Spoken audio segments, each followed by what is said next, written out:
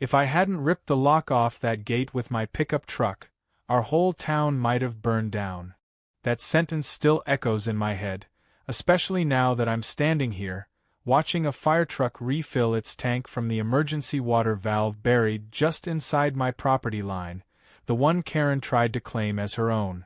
The same one she padlocked shut because, and I quote, "Your gate clashes with the neighborhood's visual consistency." I wish I were joking.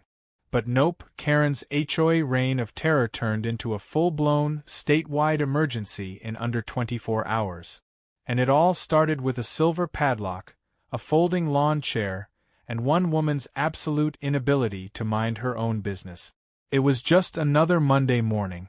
Birds chirping, coffee brewing, my dog Ripley doing his usual patrol of the fence line, like he's guarding Fort Knox. I was halfway through replacing some boards on the chicken coop when I saw her, Karen, marching down the gravel road with purpose. She was wearing those oversized sunglasses that make people look like anime villains, holding a clipboard like it was the sword of righteousness. I didn't think much of it until I noticed she was walking straight toward my gate. She paused, looked around, pulled something shiny from her purse, and before I could even get close enough to shout, she snapped a padlock onto my front gate and turned on her heel like she'd just planted a flag on the moon. I jogged up, dust flying from my boots, trying to stay calm. "Hey! Did you just lock my gate?" I called out. She didn't even flinch. "Yes, I did. Per HOA Ordinance 14B, no unapproved front-facing structures may remain unlocked." "Karen," I said, already regretting using her name, "this isn't a front-facing structure. It's a private access gate on a private easement." She smiled like I'd just told her I didn't believe in air. "That's what you think. But it's clearly visible from the community trail. It's an eyesore. I've submitted multiple complaints and taken the liberty of securing it myself." I stared at her, utterly baffled. "You submitted complaints about my gate?" She nodded like a teacher who was proud her student had finally caught up. 3. All unaddressed. So I acted. The thing is, I could have taken the lock off right then and there. I could have pulled out bolt cutters or yanked it loose with my ATV. But I didn't. Not because I was afraid of her. Karen's got the body mass of a broomstick and the legal authority of a yard gnome, but because I knew exactly what was under that patch of gravel behind the gate. 10 feet in, buried beneath a metal hatch, was the emergency valve to the town's backup water supply, installed after the 2017 flood wiped out the mainline infrastructure. And guess who the county contracted to help design and install that system? Yours truly. I looked down at the lock, then back up at Karen, who was already typing something into her phone. "I've documented your noncompliance," she chirped, completely unaware that she'd just blocked off the single access point the fire department had used 3 summers in a row during fire season. But it didn't stop there. No. Karen unfolded her lawn chair, plopped it down on her own property right across from my gate, and spent the next 4 hours drinking kombucha and glaring at anyone who came near it, including the Amazon delivery guy. I watched from my porch, stunned, as she actually tried to redirect him to the back alley entrance, which doesn't exist. By sunset, the temperature had spiked to 103 degrees, and the fire warnings were already flashing on the local news. I debated calling the fire department to give them a heads-up about the gate situation, but I figured it'd blow over in a day. Worst-case scenario, she'd get bored and leave. Right? Wrong. That night, lightning struck a ridge 4 miles east. Dry brush went up like gasoline-soaked confetti. I could see the orange glow from my upstairs window before I even smelled the smoke. I flipped on my phone and checked the fire map. The wind was pushing the flames west, straight toward our town. Within 30 minutes, I heard the sirens. Fire trucks roared down the community trail, headed straight for my gate. I grabbed my boots and sprinted out, hoping someone had thought to bring bolt cutters. But no. When I got there, Karen was still in her lawn chair, now in a bathrobe, sipping from a stemless wine glass like she was at a spa. One of the firefighters jumped out and ran up to the gate. We need access to the valve now. Karen didn't even look up. This is private property. I can't allow anyone through without HOA clearance. I blinked. The firefighter blinked. Everyone blinked. Ma'am, he said, trying to stay professional, that water access is registered as an emergency infrastructure asset. You're obstructing state response. Karen waved her hand like she was brushing off a fly. Then bring paperwork. I didn't wait. I turned, jogged back to my shed, grabbed a chain, hooked it to the lock, tied the other end to my pickup, and floored it. The sound of the metal snapping was the most satisfying thing I'd heard in years. The gate flew open like the jaws of life, and the truck rolled in. Karen screamed something about legal action, but nobody cared. A firefighter tossed her a warning pamphlet and told her to sit down. The fire was contained within hours, thanks to the emergency water supply. But one house, up in the foothills, was lost before they could get to it. I spent the next day giving a statement to a very tense group of county officials. Karen? She was nowhere to be found. But her lock? I hung it on my porch with a sign that read, "Warning, may cause wildfires." And that was just the beginning. Because once the town realized who'd locked the gate, and why, it was like watching a house of cards collapse in slow motion. And guess what? Karen had built that house herself. The day after the fire, our sleepy little town felt like it had woken up with a hangover. Smoke still clung to the trees like a bad memory, and the air had that scorched earth smell that made everyone's nerves just a little raw. I figured I'd get maybe a few awkward nods at the diner or a thumbs up from the fire crew, but what I walked into that morning felt more like a press conference. As soon as I stepped through the door of Rosie's cafe, the place went dead silent. Every head turned. Old men paused mid-bite, kids stopped spinning on stools, and Rosie herself set down her coffee pot like it had offended her. "You the guy with the gate?" someone called from the back. I gave a slow nod, still trying to process the attention. Yeah. Didn't realize locking a gate would become a town-wide scandal. An older woman near the counter crossed her arms. It wouldn't have been, if that woman hadn't padlocked the only access to our emergency water system. My brother's house nearly went up. From behind the register, Rosie piped up. "You know Karen filed a complaint against you this morning? Claimed you damaged HOA property when you broke the lock. Sheriff already tossed it in the trash, but thought you should know." That got a few chuckles. A man in overalls leaned over and whispered, "She's been calling herself waterfront coordinator. Told my wife she had the authority to inspect our garden hose for noncompliance." I sat down, more amused than angry. So she's been busy. That was putting it mildly. Over the next few hours, I learned Karen hadn't just padlocked my gate, she'd been on a one-woman crusade to improve the neighborhood. That included sending violation notices for untrimmed hedges, unauthorized lawn furniture, and even a kid's basketball hoop that posed an aesthetic hazard. People were livid, but no one wanted to cross her. Apparently, she'd filed more official complaints in 3 months than the entire HOA board had in the past 5 years. But that fire changed things.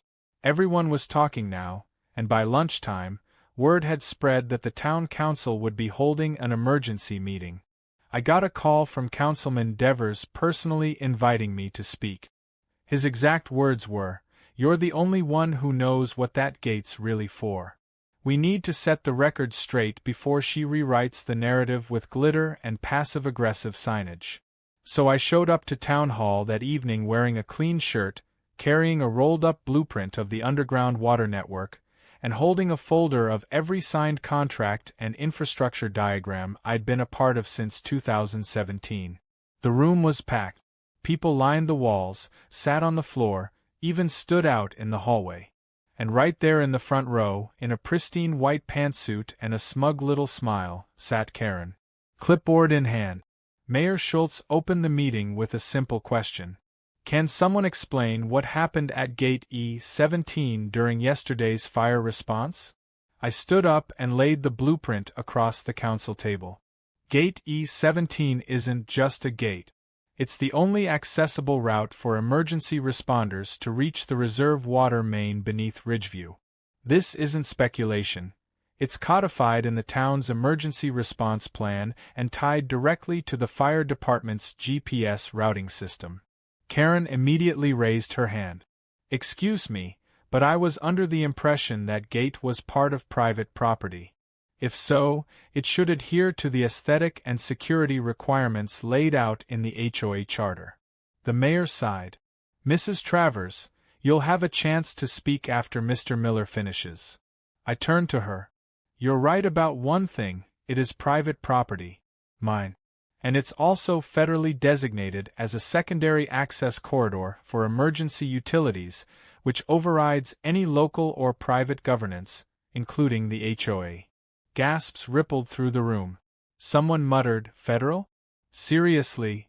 Karen didn't blink. And yet, that information wasn't made readily available to homeowners.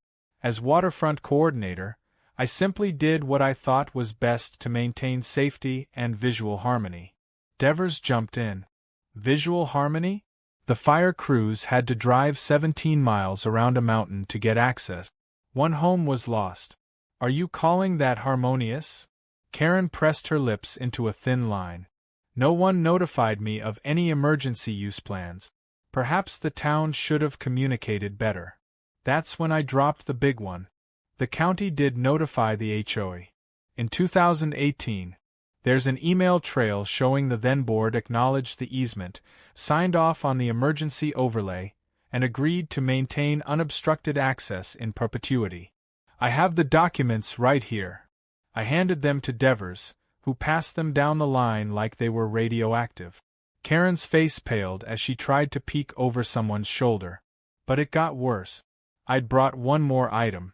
A copy of the inspection report showing that the valve system had been upgraded in 2021 with federal grant money, making it a Homeland Security asset under regional infrastructure protection. And yes, I explained, blocking it was not just a violation of local codes, but a potential felony. Karen tried to interrupt again, but the mayor cut her off. Enough. We've heard quite enough. The fact that this infrastructure wasn't common knowledge doesn't justify your actions, and the consequences speak for themselves. We'll be reviewing potential civil liability for obstruction and evaluating the HOA's responsibility in this matter. The room broke into applause. Someone shouted, "About time!" As I sat down, Karen quietly packed her clipboard into a giant floral tote bag and stormed out. For a second, I thought that would be the end of it, but I underestimated just how deep Karen had wormed herself into the HOA. Because less than 24 hours later, I received a notice on my porch, signed by the HOA board, that I was being fined $800 for unauthorized demolition of HOA-installed hardware and vehicular misuse on shared land. They'd actually tried to fine me for saving the town. That's when I realized, this wasn't over. Not even close. Karen might have lost the battle at town hall, but she'd just declared war through paperwork. And unfortunately for her, I had more than tools and blueprints on my side. I had the law. And I was just getting warmed up. By the next morning, my mailbox looked like it had been personally targeted by a legal paper blizzard. 4 separate envelopes, all stamped with HOA insignias, were crammed into the slot, each one thicker and more pompous than the last. I opened them at my kitchen table with a fresh cup of coffee and the calm resolve of someone who had absolutely no intention of paying a single dime. The first was a fine. The second was a cease and desist claiming I had destroyed association property. The third accused me of creating an unsafe precedent for community response behavior. And the fourth? A demand to appear before the HOA's Emergency Conduct Review Panel. Whatever that was, they were doubling down. Even after being publicly shamed, even after town hall, Karen and her clipboard mafia were trying to swing the narrative back in their favor. And unfortunately, that HOA board? Most of them were either too checked out or too intimidated to push back. Karen had been slowly replacing members with people who owed her favors or didn't want to get tangled in her drama. I realized then that this wasn't just pettiness. This was strategy. And it had been happening for months. I called my buddy Darren, a local paralegal who owed me a favor after I helped him install a greywater system in his cabin last summer. He answered on the first ring. "Let me guess," he said. "Karen. Like a cockroach in a power suit." He chuckled. "You bring the files, I'll bring the popcorn." An hour later, we were in his office, papers spread out like we were planning a heist. Darren was flipping through Karen's complaint while sipping from a mug that said I read contracts for fun. His eyebrows climbed higher with every page. Wow. She's not just reaching, she's pole vaulting into nonsense. Look at this section. She's citing HOA code from the 1980s. Half this stuff isn't even enforceable anymore. Can we hit back? Oh, absolutely. And we're going to start with this. He pulled up a scanned PDF on his screen. The original easement agreement from 2017. Signed by the previous HOA president. It's still active. And this part right here. Perpetual emergency access shall not be obstructed or regulated by private associations or individuals. That's gold. So we sue. Not yet. We go one better. He clicked a few more times and pulled up a map of our county's emergency infrastructure zones. Turns out, my gate wasn't just important, it was flagged in the county registry as a critical access point tied to FEMA-funded upgrade, which meant blocking it wasn't just a code violation. It was a federal violation. I stared at the screen, slowly grinning. So Karen accidentally committed a felony? Darren nodded. And if she filed that lock as an HOA improvement? Then the entire board just implicated themselves in obstructing a federal utility. We're talking Homeland Security level consequences. And that's when things took a wild left turn. Darren reached into his drawer, pulled out a flash drive and said, "You're gonna want to see this." He plugged it into his laptop and opened a folder labeled HOA Watchdogs. On the screen appeared a long thread of screenshots. Emails, group chats, and internal messages from the HOA board's private communications platform. One stood out immediately. Karen, in full digital glory, typing, "We locked it. He can't prove it's a federal easement, and even if he tries, it'll take months. By then, he'll either cave or rack up so many fines he'll beg to comply." Another said, "Don't worry, I've got Jenkins on my side. He owes me for getting that patio variance approved. He'll rubber stamp whatever I need." I leaned back, whistling. She's not just entitled, she's playing Game of Thrones with lawn chairs. Darren laughed. That's a quote for the ages. Armed with the emails, the easement documents, and the FEMA registration codes, we filed a formal complaint with the county zoning office. Then we submitted a report to the Regional Infrastructure Authority. By the end of the day, I had confirmation that both departments had opened investigations. But the cherry on top? The fire marshal himself called me that evening. I'd sent him the same files, just in case. He said, "Jordan, I've got news. We're referring this to the State Emergency Oversight Committee. This is bigger than we thought." Are we talking criminal? Potentially. At the very least, obstruction of critical infrastructure during an active emergency. You might want to stay out of her way for a bit. Too late for that, though. Because that night, I got a knock at my door. It was Karen. No clipboard this time. Just a smug, squinty expression and a stack of glossy folders tucked under one arm. "I'm here to discuss your behavior," she said without so much as a hello. I leaned on the doorframe. "Karen, you do realize you're currently under investigation by 3 government departments, right?" Her smile didn't falter. "You're bluffing." "Nope. And I have your emails. The ones where you brag about locking the gate." Her eyes twitched. Just a fraction. Then she straightened her spine and tossed a folder at my feet. "That's your official summons to the HOA disciplinary hearing. Refusal to attend will result in escalated fines." I picked it up, opened it, and laughed. "You scheduled this for Thursday?" "Yes." "Good timing. That's the same day you're getting served." and I shut the door. The next morning, I watched from my porch as 2 county officials marched up to Karen's house with a file in hand and very serious expressions. She answered in a pink bathrobe, clearly unprepared. I didn't hear what they said, but the look on her face? Worth every headache she'd ever caused. I thought that would be the end of it. That once the government got involved, she'd back off, maybe disappear quietly and lick her wounds in whatever HOA cave she crawled out of. But no. Because 2 hours later, my phone pinged with a new email. The subject line read, HOA Board proposes temporary suspension of easement agreement pending legal clarification. Karen wasn't backing down. She was escalating. When I opened that email and saw the subject line claiming the HOA was proposing to suspend the easement agreement, I nearly dropped my phone into my coffee. It was one of those moments where reality bends around your sense of logic, and you think, surely, no one is this bold. But Karen was. If there was a mountain of reason, she'd scale it just to plant her flag of pettiness at the top. I scrolled through the email, and felt my blood pressure rise with every sentence. It was stuffed with legal-sounding gibberish, clearly written to confuse anyone who didn't have experience with municipal codes. Phrases like pending clarification of jurisdictional boundaries and temporary access reassessment procedures danced across the screen like a bureaucratic ballet choreographed by someone who thought a locked gate was a hill worth dying on. The kicker was that the board had unanimously voted to consider halting the access easement while their legal team reviewed implications.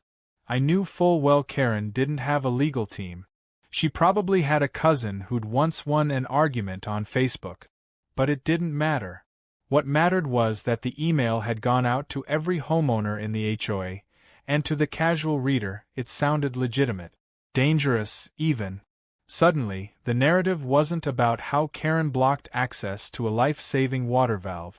Now she was spinning it as if the town had somehow overstepped, and that I was colluding with outside agencies to violate HOA sovereignty. Sovereignty. She actually used that word. Like she was the president of a rogue nation and I had sent troops into her backyard. I called Darren. He answered with a groggy voice, clearly having not seen the email yet. Check your inbox, I said. 30 seconds later, he muttered, Oh, hell no. Exactly. We knew we had to get ahead of this before it turned into an HOA echo chamber of misinformation. Luckily, we didn't have to act alone. The county inspector who'd visited Karen's property the day before had apparently been just as alarmed by her defiance. He'd already flagged the HOA's attempt to suspend the easement with the county legal department, and in a twist that made my entire week, he told me the Regional Infrastructure Authority had escalated the case to the state's Office of Emergency Management. That meant Karen had officially gotten the attention of people who use words like enforcement and injunction without blinking. But before the hammer dropped, something else happened. Something even better. The news vans arrived. I was outside fixing my fence when the first one pulled up. Channel 5, then Channel 9, then a local radio station's crew with mics and cameras buzzing with anticipation. Apparently someone, maybe someone who loved blueprints and drama, had leaked the internal HOA emails to the press. Within hours, the story was everywhere. Local HOA president blocks emergency access during fire, claims she has authority to override county infrastructure. It was beautiful. The footage from the town hall meeting played in a loop, showing Karen's smug face insisting the gate was private and the fire crew's reaction when they found it locked. Social media took over from there. Memes sprouted like weeds. One showed Karen's face photoshopped onto a medieval castle gate, captioned, "None shall pass unless HOA approved." Another had her lawn chair set on fire while firefighters stood helplessly on the other side of a locked gate. By noon, Karen did what she always did when the attention turned against her. She went live. There she was, sitting in her manicured backyard, carefully framed to show her flower beds and a tasteful outdoor fountain, holding a wine glass and speaking in the soft, righteous voice of someone trying to gaslight a town. I only did what I believed was necessary to preserve the integrity and safety of our neighborhood. At no point was I informed of the gate's critical status, and had I known, I would have, of course, taken different actions. The media is twisting facts and creating a false narrative. I'm not the villain here. I'm a concerned citizen. I nearly choked on my sandwich. Rosie from the cafe sent me a clip an hour later with the caption, "She just said the gate was a community hazard." Karen's damage control did the opposite. It enraged people. Homeowners who had sat quietly through her endless rule changes now saw the consequences of her power grab. A woman named Denise, who I'd never met, organized a petition to remove Karen from the HOA board. It gained over 200 signatures in less than 6 hours. Meanwhile, the state fire marshal held a press conference. I watched from my living room as he stood at a podium and said the words I'd been waiting to hear. "We are officially classifying the obstruction of access to the Ridgeview emergency valve as a breach of state emergency response protocols. We have launched a full investigation into the actions taken by local homeowners associations that may have contributed to delays during the recent wildfire event." Behind him, a large graphic showed a bright red arrow pointing directly at Karen's property. The next morning, I got a notice from the HOA. This time, it wasn't a fine. It was a letter acknowledging the situation and stating that the board had agreed to reconsider the temporary suspension of the easement due to newly revealed information. It was worded so carefully it practically tiptoed across the page, but the meaning was clear. They were backpedaling. But I wasn't finished. I submitted a bylaw challenge, using an obscure clause that allowed homeowners to call for an emergency vote to replace any board member who posed demonstrable harm to the community's safety or reputation. The clause hadn't been used in over 20 years, but it was still active. With Darren's help, I gathered enough signatures within 2 days. The vote was scheduled for the following week. The cherry on top? I found another buried regulation, tucked deep in the HOA charter, stating that any homeowner who obstructs emergency service access could be barred from holding board positions indefinitely. Karen was so focused on creating rules for flower heights and mailbox paint colors that she forgot to read the parts that actually mattered. That Saturday, I stood in front of a crowd of homeowners and firefighters, media and council members, and laid out the entire story. The gate, the fire, the emails, the lock. I didn't need to exaggerate anything, the facts were damning enough. When the vote came, it wasn't even close. Karen was removed. As I stood near the now unlocked gate that had caused so much chaos, I saw her walking away from the HOA office, flanked by a few stunned allies, her clipboard hanging limply at her side. She didn't look angry. She looked lost. Like someone who couldn't quite understand how her need for control had detonated in her face. And I'll be honest, part of me felt sorry for her. But only a very small part. Because the rest of me was already planning the new emergency gate protocol, with a smart lock override and 24/7 fire department access. No more padlocks. No more lawn chairs. And definitely no more Karen. The week after Karen was officially removed from the HOA board felt like breathing fresh air after months of holding your breath. For the first time in a long while, the neighborhood felt normal. People were chatting across driveways again. Kids were playing in the cul-de-sac without being told to move their bike. No one was taping anonymous warnings to mailboxes or getting cited for the crime of owning wind chimes. It was as if a cloud had lifted and sunlight was finally reaching the sidewalks again. But even with her gone, Karen's presence lingered like the faint smell of burnt toast, harmless but unmistakably there. The board moved fast after the vote. A new interim president was appointed, an older gentleman named Mike who had the calm demeanor of a retired ship captain and absolutely no patience for nonsense. He and I met at the gate a few days later to finalize the new setup.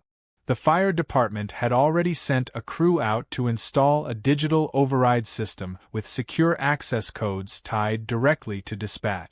The smart gate now opened automatically for emergency vehicles with a remote signal. Karen's padlock was gone, replaced by technology she wouldn't have even understood, and to be honest, it felt poetic.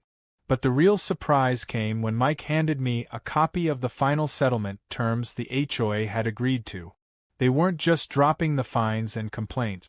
They were reimbursing me for damages to my property, issuing a formal apology to the county emergency office, and covering the cost of the gate upgrade out of the HOA's reserve fund. That last part probably stung for the board, but it was necessary. Karen's reign had drained not just patience, but credibility, and the HOA needed to earn back some trust.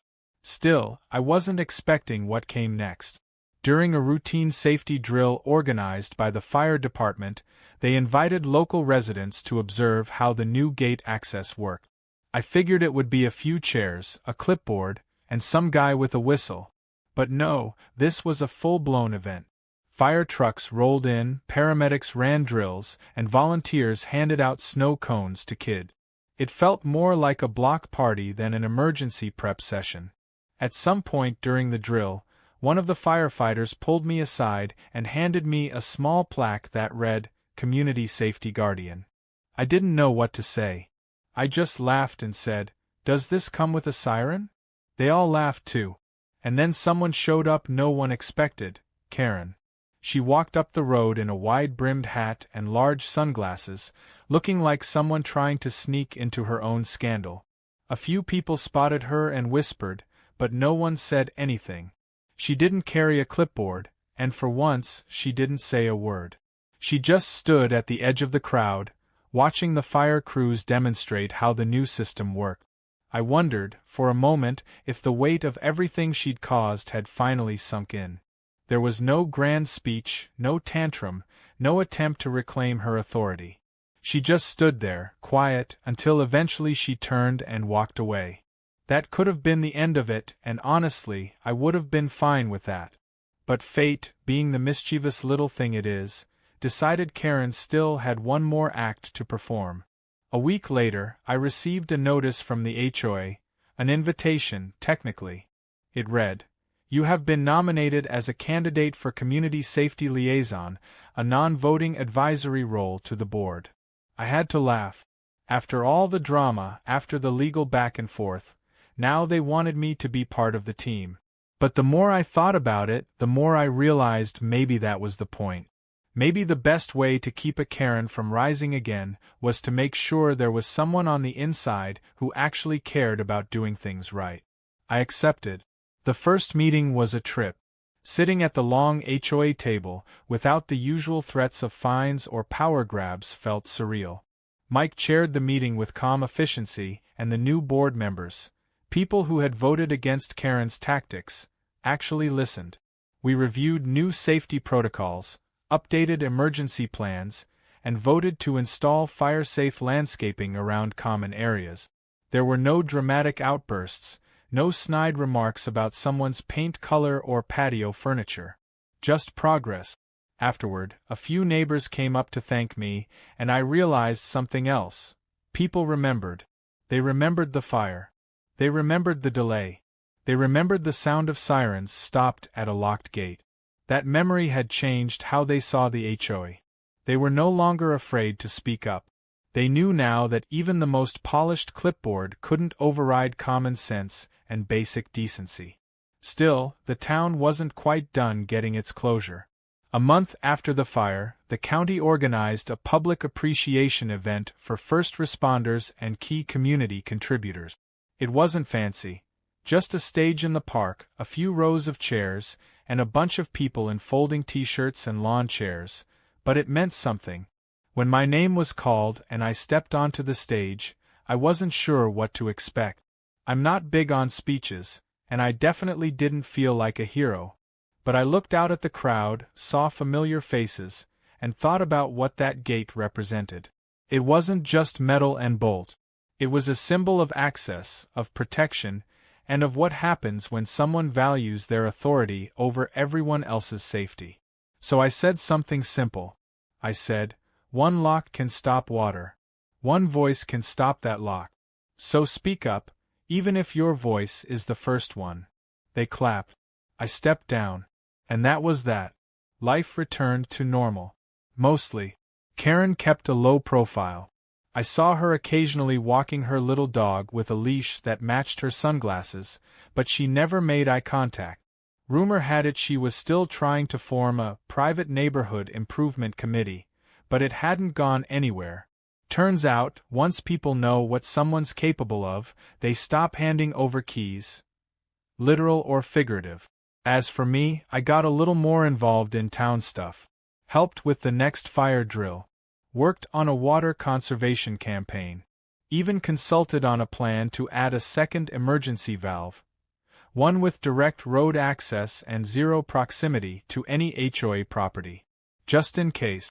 But the original gate still stands, smart lock blinking softly, a quiet reminder of how close we came to disaster. Sometimes, when I pass it on my way out, I glance at the small scratch left by Karen's padlock and smile. Because that scratch, annoying as it is, tells a whole story. About entitlement, resistance, fire, and community. About how one petty decision nearly turned into tragedy. And about how one man, one truck, and one broken padlock made sure it didn't.